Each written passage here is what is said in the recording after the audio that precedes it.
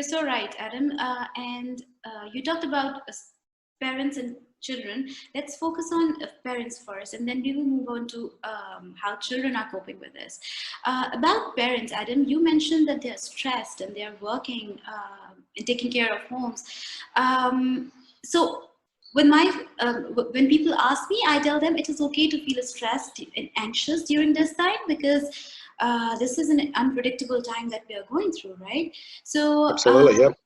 yeah, so the best way to deal with current situation, in my personal opinion, is to acknowledge the emotions and start taking care of ourselves. But in your experience, how can parents do that in current situation? How can they take care of their own emotions when they have to manage so many things? Well, I think you're right. To start with, to acknowledge the fact that we're feeling stressed and that we're feeling overwhelmed, and to acknowledge that this is a really unique experience.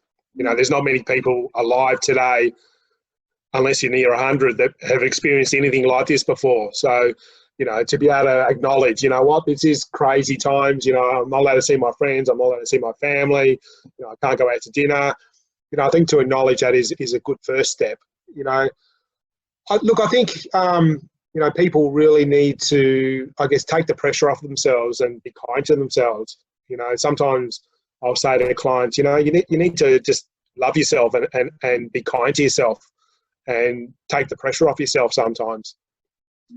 You know, so I think it's unrealistic sometimes to expect a mum to be able to do her work from home and be able to homeschool 3 kids.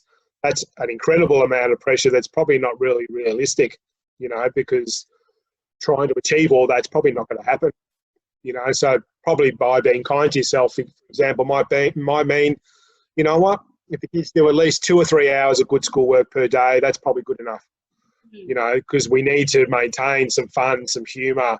You know, there can't be just, you know, this bottleneck of everyone just feeling overwhelmed and getting tense. That's just not healthy.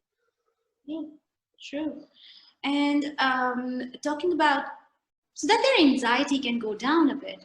And you mentioned a very good point again about being healthy. Parents nowadays are working super hard and with managing everything, that they are, some of them are sleep deprived. But I would like you to, you know, highlight this again. That how can parents maintain boundaries in their lives when they are working from home and trying to be on the top of their game while making sure homeschooling is going well and they are maintaining social interactions. So, what do you suggest? How can they maintain boundaries in their lives? Well, look, I mean, I think one of the important things, you know, in life is you got to get the balance right. You can't be working, you know, 7 days a week because you need money at the expense of, you know, looking after your mental health and your physical health and not being there for your kids and not being there for your family. But on the other token, you can't not work at all because you want to focus on family and health, that you've got no money to live and eat. You know, so it's about trying to find a good balance, you know, so that the family, you know, a good balance between work, rest and play, I suppose. You know, so, you know, our mental health really is the most important thing we have, you know, so we really need to focus, you know, on our mental health, because, you know, if we're feeling anxious or stressed or depressed, then even little small problems all of a sudden seem really big and unmanageable. And, you know, so, you know, sometimes little problems can just seem so overwhelming, and that's often because, you know, we're feeling so stressed and overwhelmed. So, you know, I think during these really difficult times we're all experiencing now, I think the focus on mental health and well-being is really critical.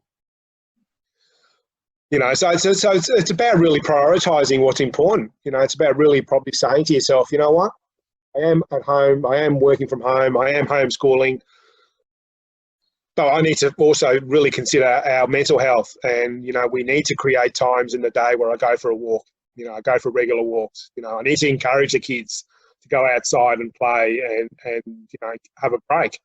You know, I need to prioritise meditation or doing deep breathing exercises or listening to music if that's what makes you feel good.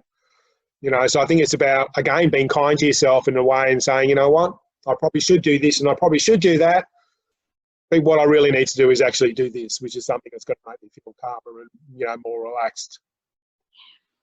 And how about we delete the word should from our dictionary altogether?